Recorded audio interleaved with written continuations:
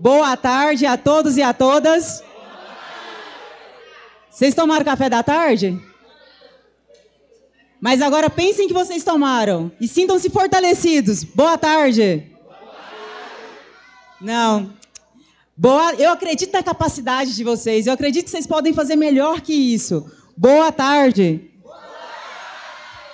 Agora melhorou. Gostei da energia, hein? Então, o nosso painel aqui, o ok aí do... Nosso painel aqui agora é políticas públicas de fortalecimento das regiões periféricas. Os nossos painelistas, Daniel Vilela.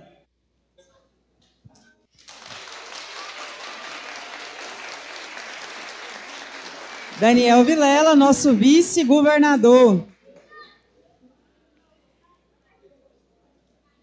Bacharel em Direito e pós-graduado em Administração Pública, é conhecido como o filho do ex-governador Maguito Vilela, já exerceu os mandatos de vereador por Goiânia, deputado estadual e deputado federal por Goiás. Bem-vindo.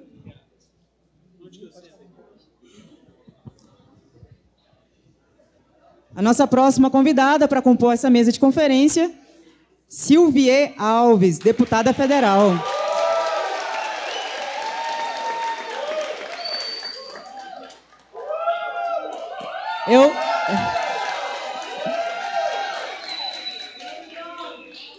Eu achei agora que a gente estava no Top CUFA aqui, para poder fazer a disputa aqui de modelos. Pode ficar à vontade. Silvie é jornalista, apresentadora de TV, repórter, agora deputada federal por Goiás, foi campeã de votos nas últimas eleições no estado.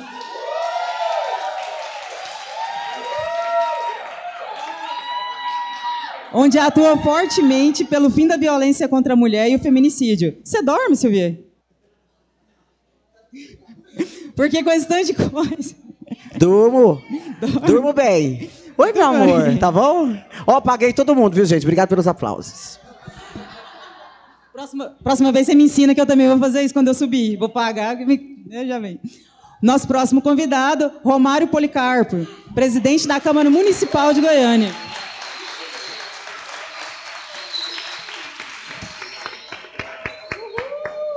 Romário Policarpo, formado em Gestão de Segurança Pública, já ocupou o cargo de presidente do Sindi Goiânia e a presidência da ASGMG.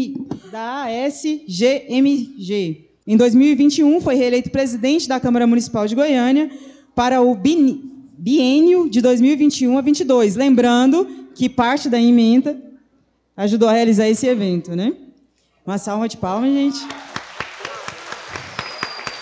Ô, Romário, se eu fosse você, pegava o contato com a Silvie, porque ela negociou com a plateia. Você negociava também? Eu só paguei o Daniel, foi o único que gritou pra mim. Gente, pelo amor de Deus, finge que ele pagou vocês também, uma salva de palmas.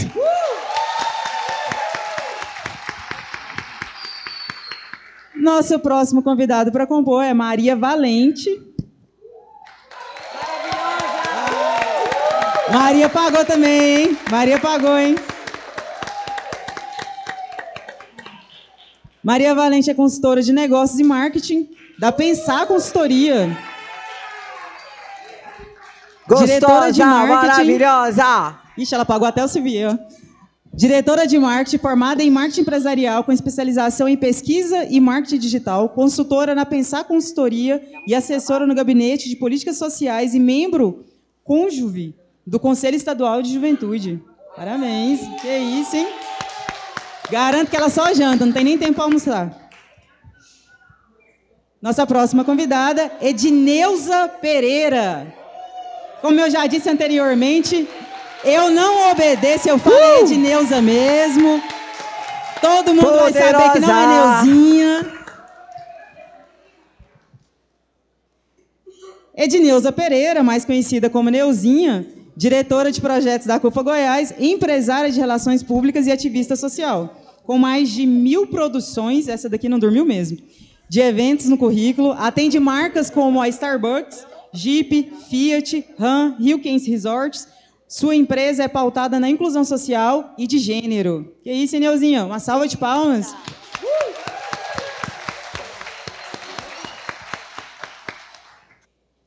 E o nosso querido mediador, Raul Santiago.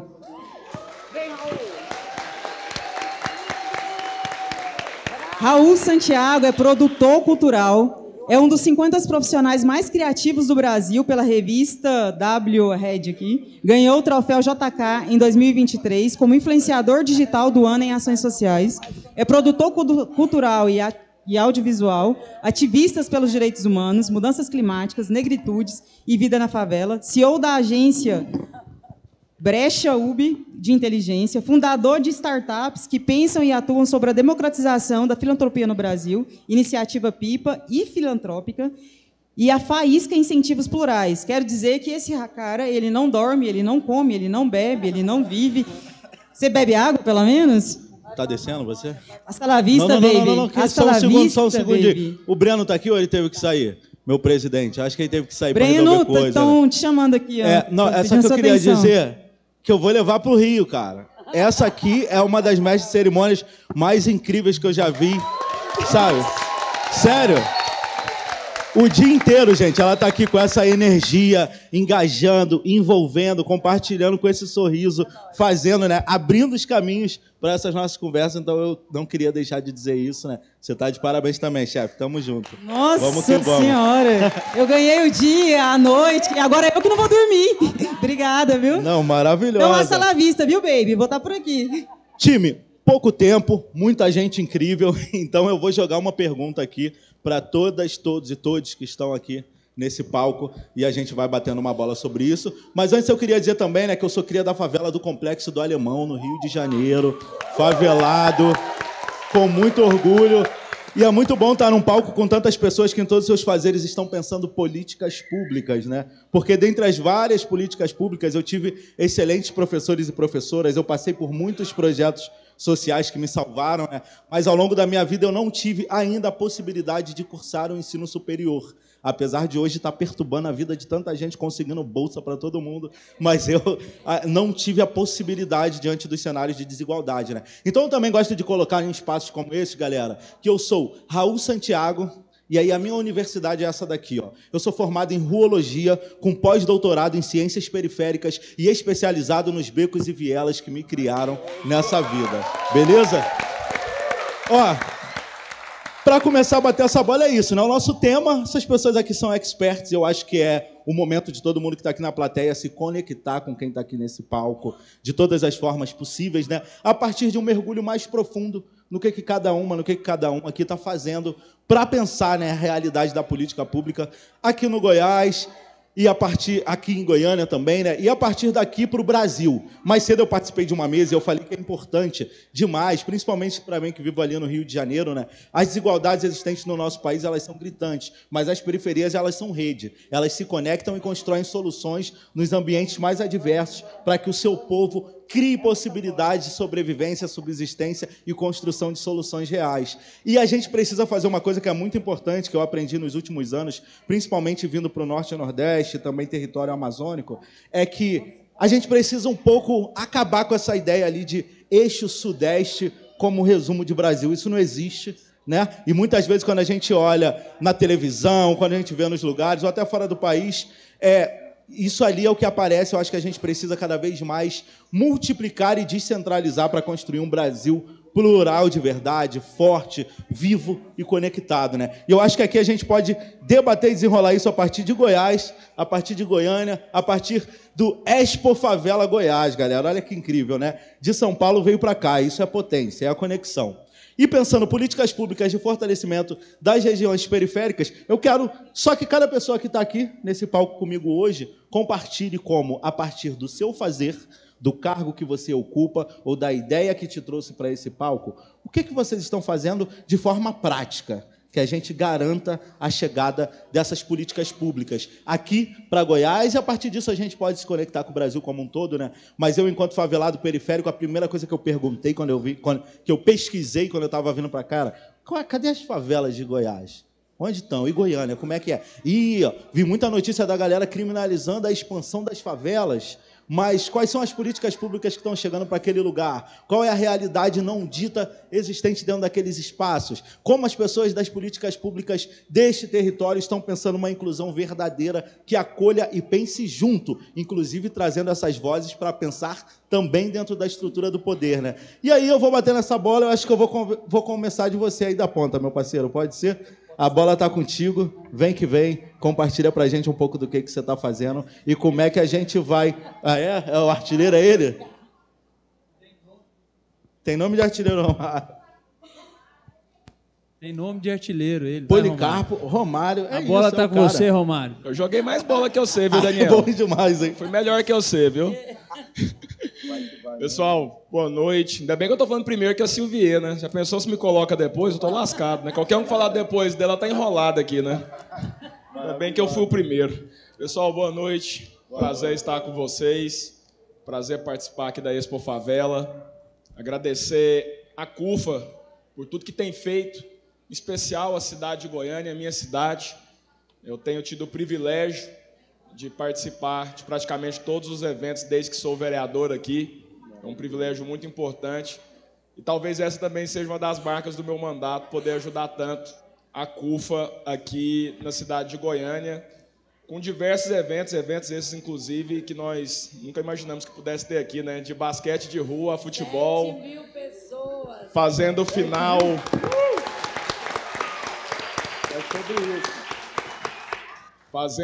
usando o esporte, fazendo inclusive a final da última taça das favelas para meninas, para meninos, dentro do OBA, do estádio do meu time, Onésio Brasileiro Alvarenga, lá dentro do Vila Nova. A gente teve o prazer de ter transmitido ao vivo o jogo desses atletas aí. E eu acho que o esporte é um grande central de inclusão.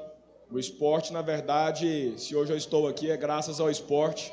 Inclusive, como você disse, morador do Complexo do Alemão, eu cresci em periferia, jogo futebol até hoje num time que chama Vietnã, inclusive tanto na final de campeonato, né? Para quem não conhece o Vietnã, era aliás, o meu setor, na verdade, é uma das regiões mais perigosas de Goiânia. Aqui o Vitor, ali, meu amigo de infância, sabe do que eu estou falando. E o esporte, inclusive, ele salva, ele te tira das ruas. E o que a gente tem tentado fazer aqui na cidade de Goiânia é que o poder público possa chegar com o esporte. Essa é uma bandeira que eu tenho defendido bastante em todas as regiões. A gente teve o prazer de voltar na cidade de Goiânia às competições interbairros aqui da cidade, com as pessoas ali de regiões mais carentes, onde a Prefeitura de Goiânia, através de emendas também parlamentares, emendas como essa, que a gente consegue ajudar tanta gente, como eu sei que a Silvier está ajudando agora tanta gente, tem conversado com tanta gente, o Daniel também fez isso muito, porque muitos desses jovens eles não têm condição de ter uma chuteira, eles não têm condição de ter o mínimo possível para poder desenvolver a atividade. E a gente tem que entender também que o poder público ele precisa chegar nesses locais, porque, na verdade, o vazio desses locais é que faz com que outros poderes tomem conta desses lugares. A gente tem que entender que quem está na periferia não é criminoso. Quem está na periferia, na verdade, é um cidadão, como qualquer um outro, e que carece das mesmas oportunidades que todo mundo também precisa ter.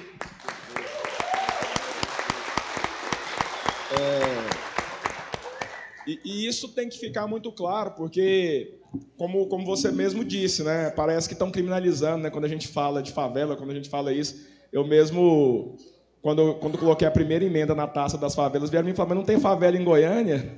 Por que você está fazendo taça das favelas aqui? Aí eu falei, cara, vai pesquisar no Google aí, não vou perder meu tempo te explicando não, porque se você fez essa pergunta aí, você não merece nem a resposta dela. Mas a gente precisa fazer com que o poder público chegue a essas pessoas, chegue a esses jovens. O jovem da periferia, ele precisa entender que ele é visto, ele precisa entender que ele é valorizado. Eu tenho tentado fazer isso muito, através do esporte. Eu acho que o esporte, pelo menos na minha vida, foi importante. Para vocês terem ideia, vou contar um dado para vocês importante sobre o esporte aqui na minha vida. Eu enterrei 25 amigos meus até os meus 18 anos de idade. Os que eu não enterrei eram os que continuaram jogando futebol comigo e que jogam até hoje. Do resto, todos eu perdi para a criminalidade, para o tráfico de drogas, por falta do poder público nesses locais. O poder público, na verdade, ele tenta tratar a periferia como se fosse um problema, quando, na verdade, ela pode ser a solução de muita coisa desse país, porque ali está o povo engenhoso, está o povo que se autossustenta, é o povo que tem o prazer de desenvolver as coisas e as suas próprias políticas. Eu não vou dizer que são públicas, porque não tem a participação do poder público, mas a gente tem que tratar a periferia como uma solução de muita coisa. Quem está na periferia tem que ser visto, tem que ser lembrado. E o esporte, ele, para mim, na minha opinião, ele é uma das grandes ferramentas. Eu sei que o Daniel aí também, muito ligado ao esporte, tem feito isso, inclusive, parabéns, Daniel, porque eu sei que você tem ajudado a Federação Goiana de Futebol com atitudes muito simples. Por exemplo, aqui na cidade de Goiânia, e isso foi uma experiência minha. Quando eu era pequeno e ia jogar futebol, a gente não tinha dinheiro, parece pouco, mas é muito. A gente não tinha dinheiro para pagar a taxa de arbitragem, que às vezes era coisa, na lembro da minha época, era coisa de R$5 que cada um tinha que pagar. A gente não tinha dinheiro para isso e a gente via muita criança que não ia disputar um torneio. Hoje, através do governo do estado, através da prefeitura de Goiânia, e essa foi uma ideia que eu levei ao ex-presidente da federação, o Pita, e que hoje continua também em Goiânia. Todos os anos a gente manda um valor considerável aí, através de um convênio da prefeitura com o estado também, a Federação Goiana de Futebol. Hoje, o futebol de base aqui em Goiânia, não só o futebol, tá? A gente não está só fechando no futebol, mas todos os atletas de base aqui das categorias que têm vinculação e convênio com a prefeitura de Goiânia hoje não pagam taxa de arbitragem, não pagam também a utilização de transporte para ir para esses lugares. E isso fez com que aumentasse em 30% a participação de equipes nesses torneios. Então, a gente está tentando colocar esses jovens para praticar esporte, para tirar ele da rua. A única obrigação que a gente tem para poder participar disso é a nota e a frequência escolar. É o que a gente cobra. Então, aquele jovem que tem direito a poder participar disso, sem ter custo, sem ter gasto, ele ganha uniforme, ganha material. O material também foi compro através dessa parceria com a Federação Goiana de Futebol e com outras federações também, Federação Goiana de Futsal, enfim. Estou dizendo futebol porque eu sou mais ligado a isso, tá? Então, esses jovens eles têm a oportunidade de ter inclusão esportiva. Cabeça vazia, oficina do diabo. Eu aprendi isso muito cedo. Então, o esporte, na minha visão, é o que tem salvado esses jovens. Eu acho que eu, como presidente da Câmara, por 3 mandatos, alguém que vim da periferia, para quem não sabe, eu sou o primeiro negro que é presidente da Câmara Municipal de Goiânia.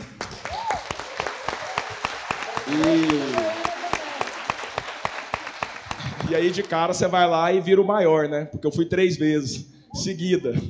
Então, para mim, isso tem uma simbologia muito grande. Tenho visitado, inclusive, muitas escolas de periferia para contar dessa história, para dizer que, se você acredita que é capaz, se você acredita em algo, você tem que ir lá, seguir e batalhar, que você vai conquistar. Eu não posso ser a exceção. Na verdade, essa tem que ser uma regra. Eu não tenho que ser uma pessoa para ser olhada e falar, nossa, ele conseguiu, não, porque eu acho que todo mundo tem que chegar onde eu estou chegando. E tem grandes profissionais que estão saindo desses lugares. Só que, infelizmente, eles são muito poucos, a ponto da gente ter que destacá-los. Eu acho que a gente vai estar no momento correto em relação a tudo isso, quando pessoas como eu, pessoas como nós que estamos aqui, a gente deixar de ser símbolo, né? A gente tem que ser comum, como todos os outros são comuns nas suas áreas. Então, acho que, através do esporte, eu vou tentar fazer isso. Acho que estou deixando uma marca bem bacana relacionada ao esporte e espero poder contar com todos vocês aí nessa caminhada. Ter a Expo Favela aqui em Goiânia, para mim, é motivo de muito orgulho, é motivo de muita gratidão, principalmente com a CUFA, que tem sido uma grande parceira aqui da cidade de Goiânia. Eu não vou falar muito, porque com a Silvier aqui, eu acho que o pessoal... Estou queimando já, hein? Pois é. Eu ainda me lascaram, né? Botaram eu do lado de 2 mulheres bonitas e o Daniel, que é sorriso lindo dele aqui do lado, aqui, né? Ninguém tá nem vendo a minha foto ali, né? Me arrebentaram. Mas tá bom, tá bom. Vou parar de falar, porque eu acho que o pessoal quer ouvir vocês também. Gente, boa noite, obrigado. Muito bom, Romário. Genial, genial. Eu vou passar para a Silvia agora, mas Eu acho que essa sua fala final ela me trouxe uma reflexão muito legal, cara. Tem uma amiga minha, Alana de Souza, Mina Preta Periférica, que é coordenadora de um dos projetos que eu criei, diretora atualmente, e ela sempre fala...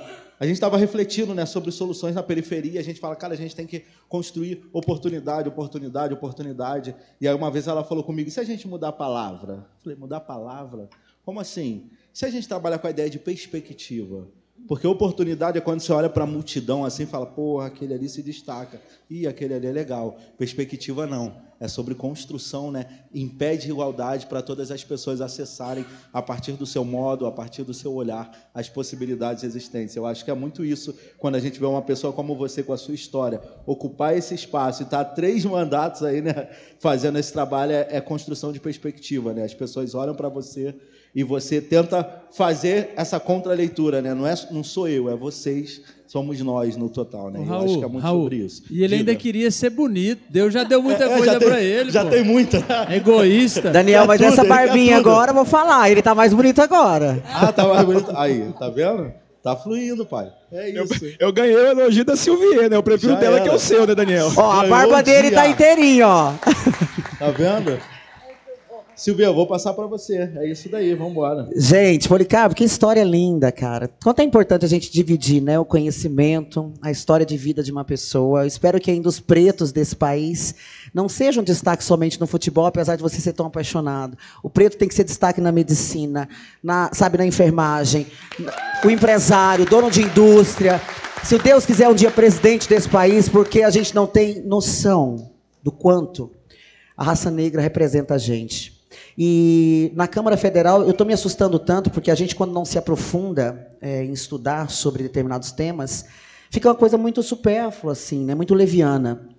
E eu tenho lido cada estatística, aprendido tanto, sabe, com vocês, porque a gente se inclui, eu me incluo nisso. Mas eu vou citar, todo mundo aqui é da internet, né, gente? A meninada nova, o pessoal mais velho. Outro dia eu recebi um vídeo, eu até pedi para minha assessora postar, que era o racismo explicado em 30 segundos. Eles pegaram uma menininha negra, colocaram numa praça, mas cheia de gente. Passa gente para lá, gente para cá. Sozinha, criancinha pequena. Ninguém parou para perguntar para essa criança, cadê o pai dela, se ela estava sozinha. Passa um tempo, tira uma criança negra, coloca uma menininha loirinha. Gente... De cada 2 pessoas, uma parava para falar, cadê sua mãe, cadê seu pai? Então a gente percebe que, infelizmente, quando falarem para vocês o racismo estrutural, sim, isso não é mimimi não, gente. Isso é histórico, é presente nesse país. A gente não precisa ser preto ou branco para entender que o racismo é estrutural. E não é esquerda ou direita, não é um partido político. Isso é enraizado no nosso país. Você quer ver o que eu vou trazer para vocês aqui agora? Daniel, Neuzinha, Maria, Policarpo. Gente, de 100% das mulheres assassinadas no Brasil, 62% são mulheres negras. Por quê? Ah, porque está na periferia, Policarpo? Sabe o que acontece? Não é só questão de falta de oportunidade. É ação pública, política pública, para que essa mulher preta tenha emprego igual a mulher branca. É para que essa mulher preta não tenha somente que cuidar dos 3, 4 filhos. É que tenha uma creche em tempo integral para que ela possa deixar seu filho e possa trabalhar. E simplesmente parar com esse negócio de que a mulher preta é diarista e empregada doméstica. Não. Eu tenho um exemplo ali, a Val, ó, a minha nega da Val maravilhosa, representante. Vamos aplaudir essa mulher aqui. Levanta aí, mulher. Salve, Val. Essa mulher é um exemplo de vida. Passou por todas as coisas ruins, que eu não vou citar aqui, Val, em respeito à sua filha, em respeito a você. Porque a Val já passou por todas as coisas ruins, de abuso, que a vida pode fazer a você. E hoje ela é uma vitoriosa. Inclusive, trabalha, graças a Deus, com a gente, na equipe da gente. Fico muito feliz. E vou trazer mais estatística maravilhosa. Você não é cuscuz pra quê? Ela não é cuscuz para morrer abafada, meu amor. Mas, gente, as estatísticas não param por aí. Antes de eu entrar na questão do que eu estou fazendo na Câmara. Violência obstétrica. Muito se falou ultimamente em violência obstétrica, quando você vê o médico fazendo aquela atrocidade, né, etc. Tem criança, não vou reprisar isso. Mas 61,3% da violência obstétrica são mulheres negras que sofrem. E não tem a ver com emprego, distinção salarial, tá? Tem a ver com que uma secretária de saúde de Santa Catarina revelou para a gente numa audiência pública, ali na Câmara Federal, que o desprezo no acompanhamento, ela usou essa palavra, o desprezo no acompanhamento, durante o pré-natal, é sim, em maior parte, as mulheres negras. É isso que eu estou dizendo a vocês. E sabe quando isso nasce? Nasce quando a gente começa a educar os nossos filhos. Nasce quando eu converso na escola com essa criança. Quando eu vejo a primeira gracinha exacerbada em relação ao coleguinha e eu consiga fazer essa transformação. Se eu sou uma mestre, eu falo, vem cá, meu filho, deixa eu te falar. Não faz isso não. E se fosse com você? Você ia gostar? Ele é igualzinho a você. E eu ainda ia tirar onda. É mais bonito, inclusive. Gente, a estatística em relação... eu estou muito buscando esse lado, porque a minha defesa é em relação... Porque eu acho que todo lar sempre teve uma mulher. Seja uma mãezinha, uma avó, uma irmã, né? Um lar onde tem uma mulher, ele é edificado com toda a sensibilidade humana que a mulher tem. Em relação à violência doméstica, esse número, meus amigos, aumenta ainda mais. Chega a 65% no nosso país. Em 2022, 1.410 mulheres foram assassinadas. Números, claro, subnotificados, a gente sabe disso, porque isso pode chegar a 3.900 mortes. 3.900 mortes, 62% eram mulheres pretas. Então, assim, hoje, a primeira vitória que eu vi na Câmara foi a igualdade salarial, que isso é importante para desmistificar muita coisa, entre, sim, homens pretos, homens brancos, mulheres pretas, mulheres brancas. Essa igualdade vai tirar essa raça maravilhosa de um desafio que tinha em dizer, ocupa que não, isso vai dar uma equilibrada. E eu hoje quero fazer política pública para todo mundo. Eu faço parte de uma questão de amizade mesmo. Sabe, eu nunca fui da esquerda, sempre fui centro-direita, eu não tenho um problema em falar isso, mas eu amo os meus amigos da esquerda. Porque o pessoal da esquerda... E desculpa, gente, não tem a ver novamente com política. Se vocês soubessem as políticas públicas, os projetos de lei que eles desenvolvem na Câmara Federal, é de dar orgulho. Então, quando vocês quiserem estudar sobre política... Antes de falar mal de um político, leia sobre ele, veja o que eles estão fazendo. Eu tenho vários projetos em relação à violência obstétrica, em relação hoje ao feminicídio, o crime de ameaça sendo transformado em algo mais grave com prisão preventiva, e a gente sabe que isso vai acarretar diretamente na periferia, onde esse número é gritante da morte de mulheres. Mas eu volto a repetir a vocês, eu não vou delongar muito, porque tem muita gente para falar, e eu estou acompanhando como jornalista esse tempo correndo. Mas, olha... Abracem essa causa, viu? Vocês não fazem ideia. Quando a gente muda uma ou duas pessoas, a gente começa a mudar uma sociedade inteira. Policarpo, eu era sua fã enquanto presidente, nas suas palavras, mas agora eu sou sua fã como pessoa. Parabéns. Maravilhosa. Obrigado. Eu acho que eu vou puxar aí para o Daniel, hein? Depois eu vou com Neuzinho e Maria, mas... Vou deixar essa bola aí no teu pé agora, a partir dessas falas aí, mas compartilha um pouco com a gente do que você está fazendo agora, pensando o Estado para solucionar um pouco de todas essas questões. Maravilha, Raul, obrigado. Eu não tenho nome de craque igual o Policarpo, nem sou bonito igual ele, mas vou tentar também atender as expectativas aqui na minha fala. Mais uma boa noite a todos.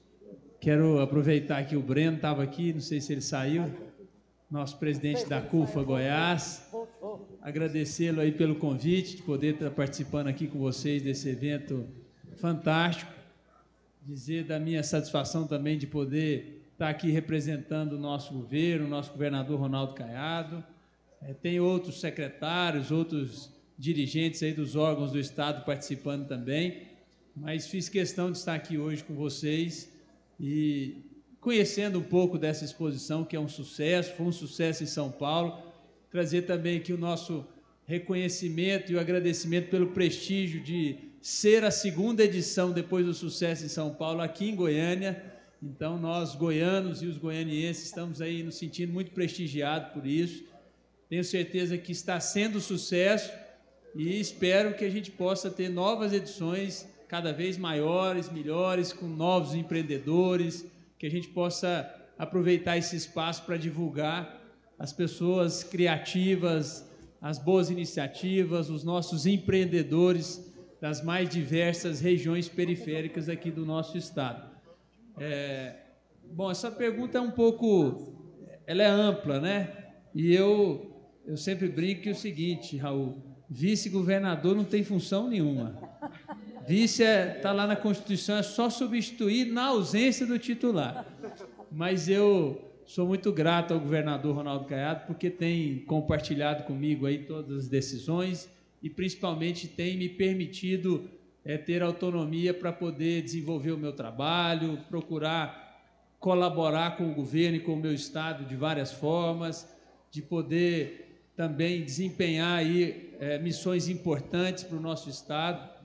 E nesse sentido, o que eu tenho procurado fazer é buscar boas iniciativas, divulgá-las, trazer o governo para apoiá-las, e é algo muito prazeroso. Isso me faz aí ter essa condição de ter um trabalho bastante prazeroso. Todos os dias eu procuro estar recebendo entidades que promovem trabalhos aí nas mais variadas áreas, na educação social, no empreendedorismo. Tivemos a oportunidade de compartilhar com o governador a indicação do secretário de Ciência, Tecnologia e Inovação do Estado, que é o Zé Frederico, estava aqui falando antes de nós, que é um jovem espetacular, que tem aí também uma história de vida maravilhosa, com mestrado em Harvard, reconhecido nacional e internacionalmente, um jovem muito talentoso, de muito orgulho para nós. Inclusive, na segunda-feira, eu e a dona Gracinha, nossa primeira-dama, através da conexão aí do Zé Frederico, vamos estar lá em Paraisópolis, conhecendo o projeto Gerando Falcões, com o Edu Lira, porque a gente tem aqui no governo, Raul, várias iniciativas que fazem parte também daquele projeto lá do Gerando Falcões. Só que nós não temos ela em uma comunidade de forma unificada, onde a gente pode ver ali uma transformação de uma comunidade toda. Então, a nossa ideia é de ir lá para conhecer, e já definimos, inclusive, com a nossa primeira-dama, uma região aqui bastante necessitada, da região metropolitana de Goiânia. Dando certo, nós já temos também um projeto para começar lá no entorno de Brasília, que é outra região também que precisa de muito apoio, para que a gente possa, lá em Águas Lindas, que a gente possa levar todos esses projetos, todas essas políticas públicas, que aliás é o tema desse debate aqui, todos os programas, as ações do governo, para a gente ver ali a transformação de uma comunidade. Silvier, lá em Paraisópolis, estou pegando aqui, eu sei que tem milhares de projetos bem-sucedidos como aquele. A ideia era o seguinte: a unidade aí da iniciativa privada, de investidores, fundações filantrópicas, junto com o poder público, promover as ações de qualificação dos empreendedores, dos moradores, de educação para as crianças, de saúde e qualidade, habitacional, meio ambiente e tudo mais, e ver a transformação daquela comunidade em 10 anos. E aconteceu em 1 ano e meio. Então, por isso que esse sucesso todo é um negócio extraordinário, e a gente quer fazer que isso, talvez até mais rápido aqui, em um bairro aqui na nossa região metropolitana. Vamos ser mais acelerados, até porque eles fizeram primeiro, já vão dizer para nós quais são os problemas, para a gente corrigir e ser mais competentes e mais rápido. Então, assim, tem uma série de iniciativas que são muito interessantes em todas as áreas. Por exemplo, na parte habitacional. E aí, Raul, vou fazer uma defesa aqui. O Policarpo, ele também é cria de um líder político que eu também me sinto como cria. Chama Iris Rezende Machado.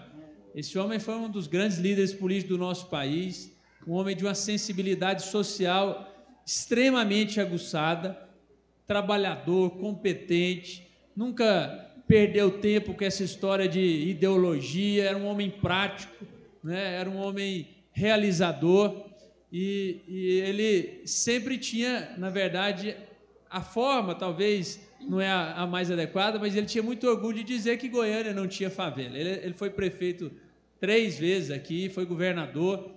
Se falar Goiânia e Íris é quase uma coisa só, né?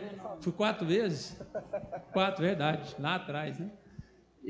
Então, assim, você se confunde Goiânia com Íris. Por que ele dizia que não tem favela? Porque não teve aqui, muito em razão das ações fortes e determinadas dele, ele não permitia um crescimento desordenado da cidade. Ele não permitia que se fizesse aqui comunidades com construções inadequadas, precárias.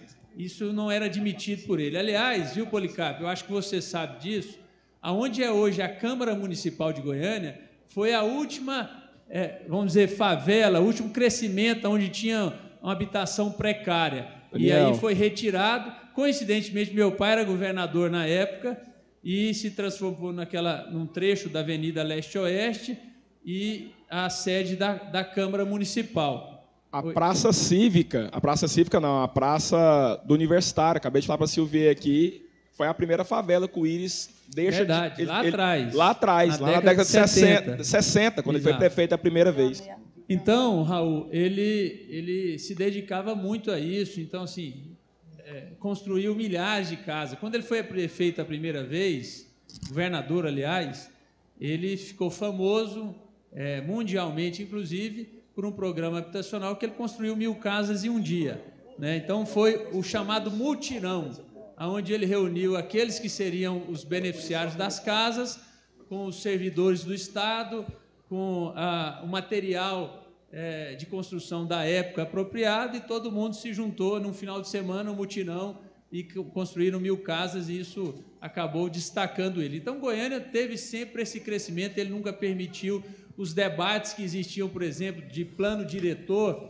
Me lembro do último plano diretor, quando ele prefeito, acho que o Policarpo não estava lá ainda, mas foi uma revolta, porque Goiânia crescia muito, os empreendedores querendo fazer loteamentos, e o Íris falou, olha, podem fazer, mas 20% da área é para vocês entregar para a prefeitura. Não, mas 20% é muita coisa, a conta não fecha. Não quero saber se a conta não fecha, vocês têm que entregar 20% para que a gente possa fazer moradias populares e habitações. E aprovou desse jeito, e os empreendedores foram bem-sucedidos nos seus negócios, mas também esteve ali garantido o direito da população, da cidade. Então, por isso que Goiânia, às vezes o goianiense fala aí dessa forma e talvez não é o mais adequado, mas a gente tem muito orgulho desse crescimento ordenado com habitações muito adequadas. E aí, voltando no que eu estou fazendo no nosso governo, que eu me perdi aqui falando do meu padrinho, líder Íris Rezende, o governador tem 2 programas muito importantes.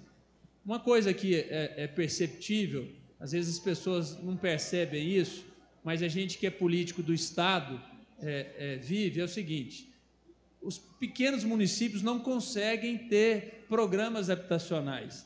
Porque, por exemplo, um grande programa, talvez o maior de todos do ponto de vista nacional, Minha Casa Minha Vida, né? Goste ou não do presidente, das iniciativas, não é isso que está em discussão, mas é o maior programa em escala que já aconteceu no país, está retornando agora.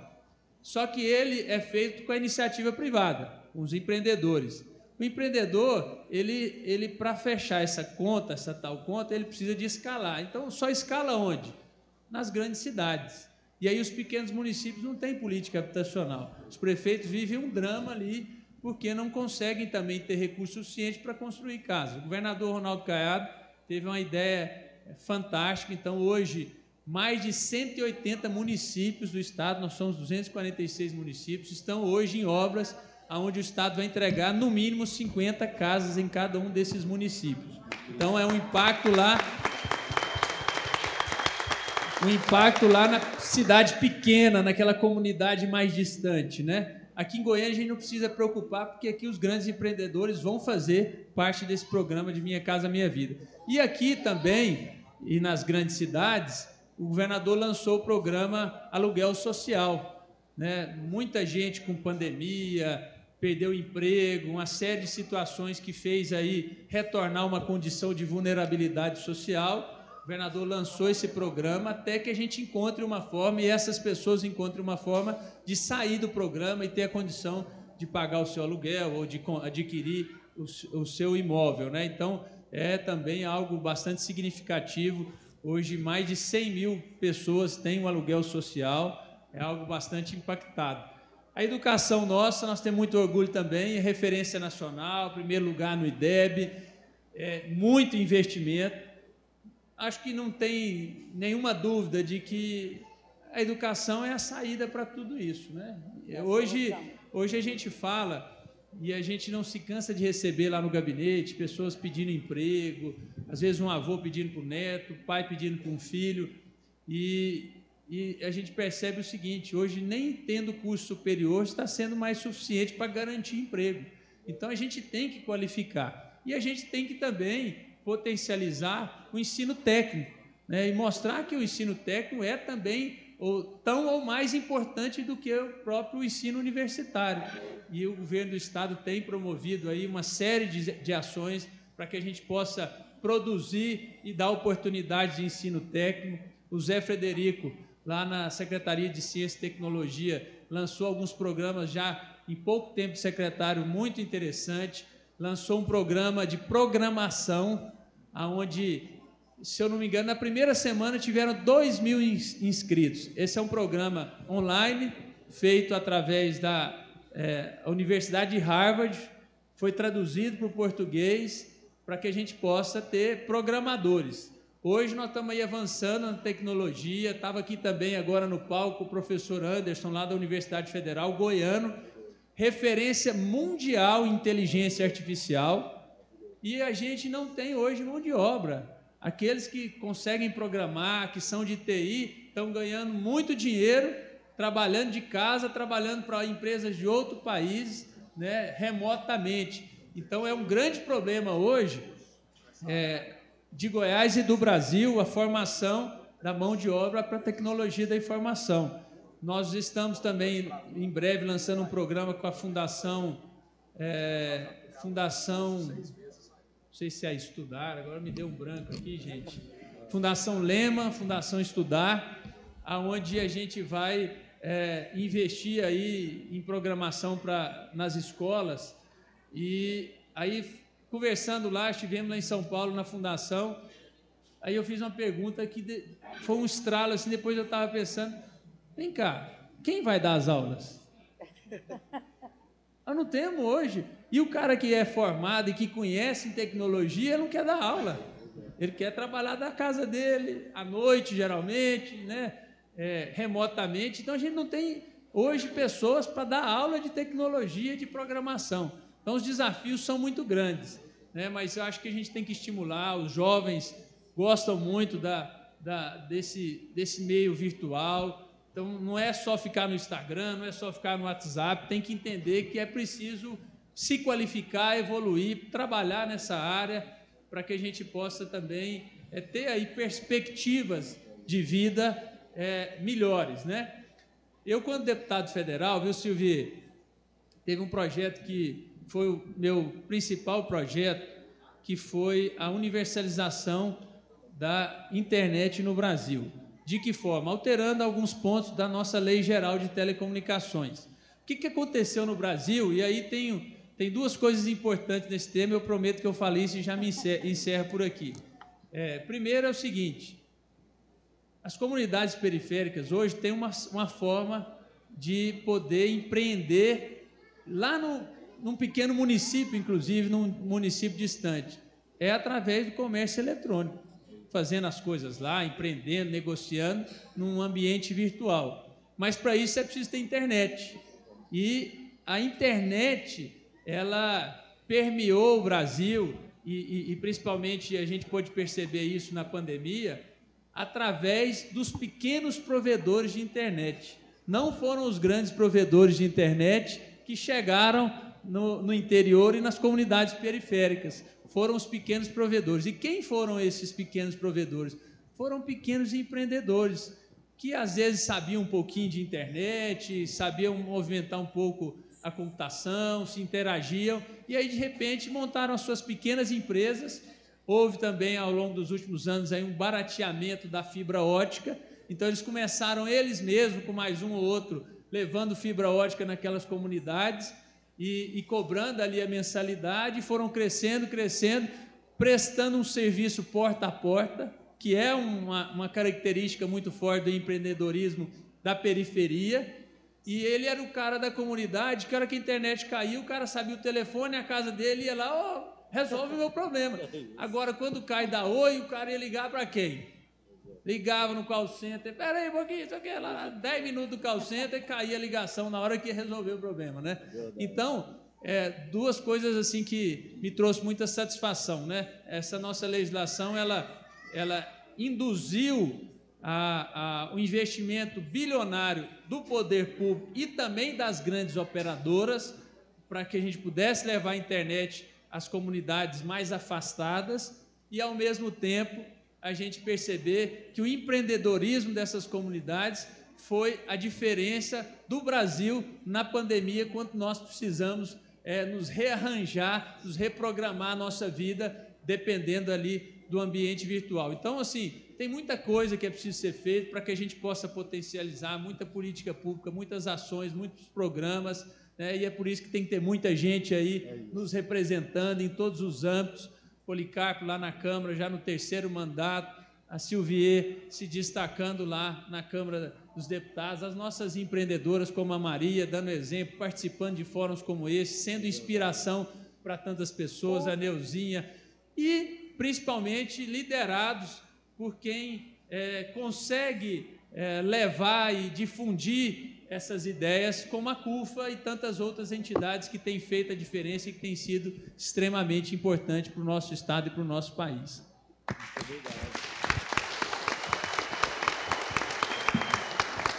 Uou, bom demais, bom demais. É muito legal essa sua fala final, né? Porque eu sempre tenho falado isso com as pessoas também, né? O que me trouxe visibilidade hoje é justamente usar algumas tecnologias das quais eu não construí. E se os donos, né, os poderosos dessas tecnologias, resolvem que cansaram, vou tirar do ar, não quero mais fazer isso, eu não sei construir ainda essa tecnologia, né? Então, existe ainda a realidade de uma grande parte da nossa população no alfabetismo sobre o ler e escrever, mas quando a gente fala sobre a tecnologia do algoritmo, né, isso alcança muitas e muitos de nós. E investir nisso realmente também é pensar futuro no agora e construir possibilidades diversas.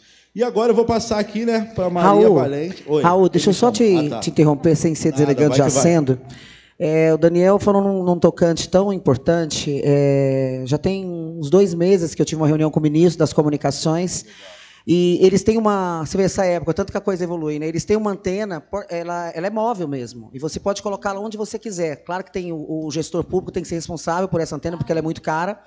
Ela distribui internet a um raio de 2 quilômetros. E eu fiz esse pedido aqui para o Estado de Goiás, para a gente conseguir atender tanto praças e atingir também ali, né, o pessoal mais carente, que não tem condição hoje de custear a internet. E sobre, Daniel, a educação, realmente, a educação estadual, isso aqui, eu vou ser meio fofoqueira aqui, mas o assunto é sério. A gente também desenvolveu o Pacto pela Educação Básica, porque a educação estadual, ela realmente está em ascensão.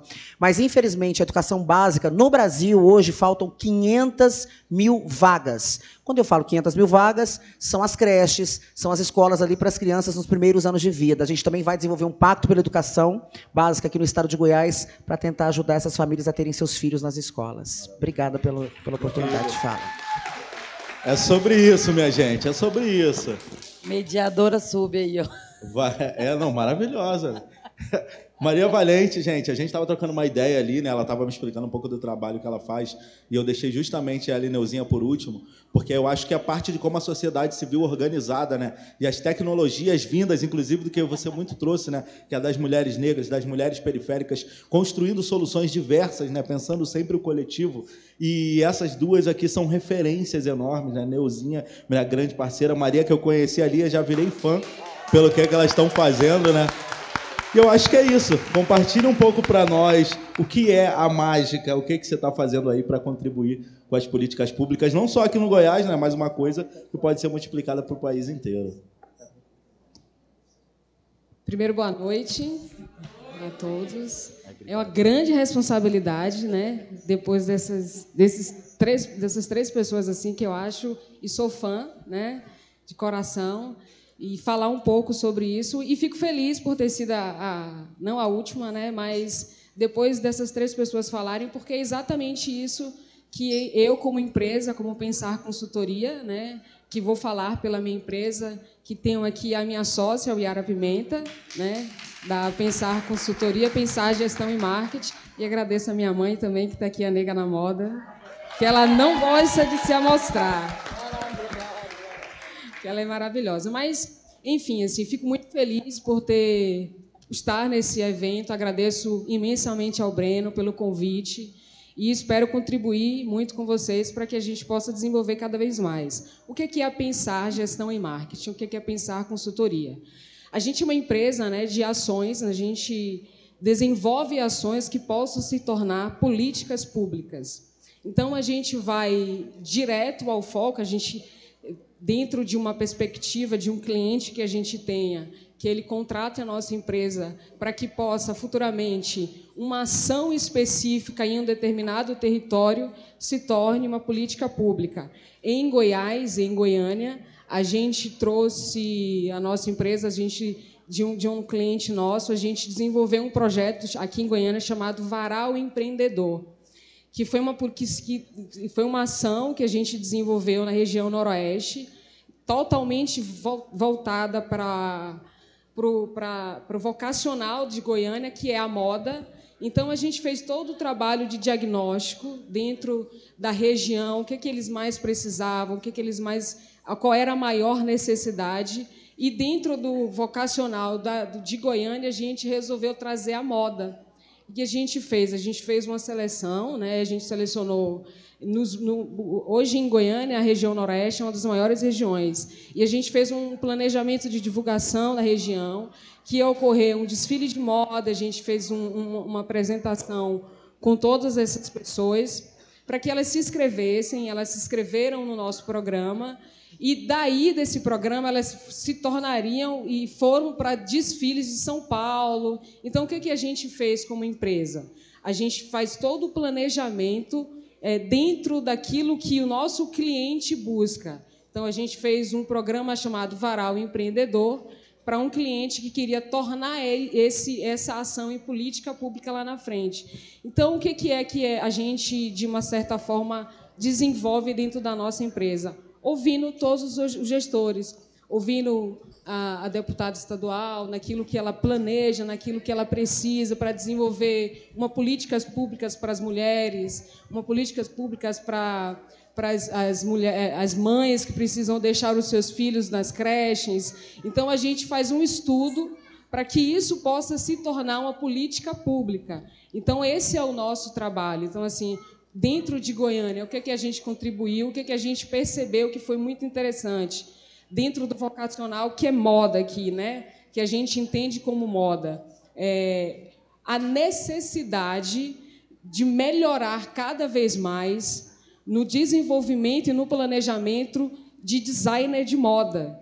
Então, o que a gente trouxe para Goiânia? O que precisava? Porque Goiânia é um dos maiores polos de moda que se tem. E a gente percebeu que em outros estados, como São Paulo, Caruaru, existem a moda, mas são uma moda que a gente traz da China. E Goiânia tem um potencial de fabricar. Então, nós somos o maior fabricador de moda. Então, as roupas daqui, só para vocês terem noção, a maioria das pessoas aqui, no fundo de casa, tem uma máquina de costura. Então, é uma tendência e isso acontece muito aqui, e que a gente precisava explorar mais. Então, era onde a gente atuou para que isso pudesse voltar para fora, né? Onde a gente pudesse levar tanto a moda que foi feita, quanto os modelos para que eles pudessem se desenvolver cada vez mais. Então, dentro de Goiânia e dentro desse trabalho, dentro da Pensar Consultoria, Gestão e Marketing, a gente desenvolve essas ações para que, futuramente, elas possam se tornar políticas públicas. Maravilhosa.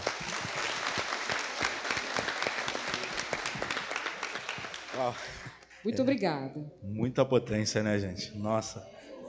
Genial. Gente. Uhul! É ela. Né? Não, Ela o é estilo. a moda, ela é a Olha o moda. estilo dessas duas. Oh, meu Deus. Maravilhosa. É isso. Gente, e Neuzinha tá aqui compondo esse palco também, né? Porque, assim, Neuzinha é um fenômeno, né, cara? É um furacão. É surreal. Eu tava tentando entrar aqui no evento com ela, lá da onde a gente faz a credencial, até a salinha aqui para se reunir, e era impossível. Sua amiga de Romário. Impossível. Todo mundo para, todo mundo segura, todo mundo quer Bonita uma ideia. igual o Romário. Inclusive, eu acho que facilmente faria parte de espaços como meus companheiros e companheiras aqui estão fazendo, porque eu tô achando que ela é prefeita de alguma coisa e não me contaram. A realidade é essa. Prefeita da favela. Prefeita da favela. É isso. E aí, Neuzinha, é isso. Política pública, fazer. Eu acho que você é uma pessoa que sempre está pensando o coletivo, né? Na ponta, empregando, compartilhando, provocando coisas diversas. Eu queria que você compartilhasse com a gente também um pouco do que é esse corre que você faz. Porque ao longo do dia eu acompanhei algumas coisas que você falou e era muito, né, a Neuzinha profissional e tal, e etc. Mas tem uma Neuzinha que a gente que convive e vê o tempo inteiro se doando ali, né? Deixa de dormir, que tira do corpo. Eu queria que você falasse. Mãe de família. Né? E mãe, é isso aí. Compartilhe um pouco desse seu fazer aí com a gente. Boa noite, gente. Olha que dificuldade. Boa noite, gente. Meu Deus, gente. Olha que dificuldade de falar depois dessa banca, meu Deus. Quem é Neuzinha na fila do pão perto desse povo? Mas Neuzinha é filha de Dona Marisa, vim para Paraíba há 20 e poucos anos atrás para Brasília. Empreendedora nata, fazia bolo, coxinha, pamonha, vendia na feira. Criou 5 filhos, minha mãe, que eu sou muito fã e rendo todas as graças a ela, que aprendi muito com ela. E aí virei mãe solo, né, dentro da história, da perspectiva da periferia. E trilhei caminhos trabalhando e empreendendo. Hoje eu tenho uma empresa, sou produtora de eventos, tenho uma empresa de mídia, de promo, né, que fazem brindes, essas coisas para as grandes marcas, e mídia no Estado. E, com a chegada do Breno na presidência, fui convidada a ser diretora de projetos da CUFA. E aí estava na pandemia, montamos um time maravilhoso.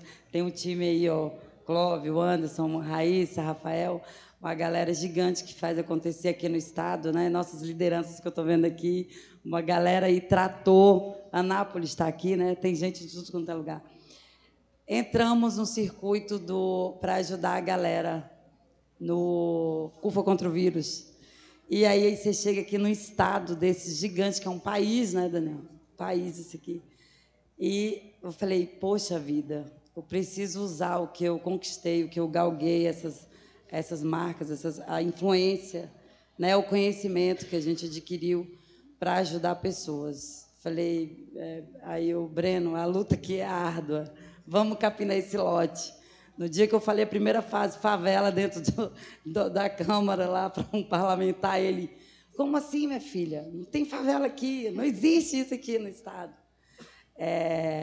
Hoje nós estamos em 35 cidades aqui no Estado e 507 lideranças no Estado, cuidando de pessoas, fazendo a diferença na vida de pessoas, ao lado do poder público e privado, né? Capinamos o lote, avançamos, estamos aqui com o Daniel, com o Romário, que nos apoia, colocamos 7 mil pessoas na praça, lá no Libra, Liga de Basquete da Rua. Ele falou, menino, mas você falou que era um jogo de basquete?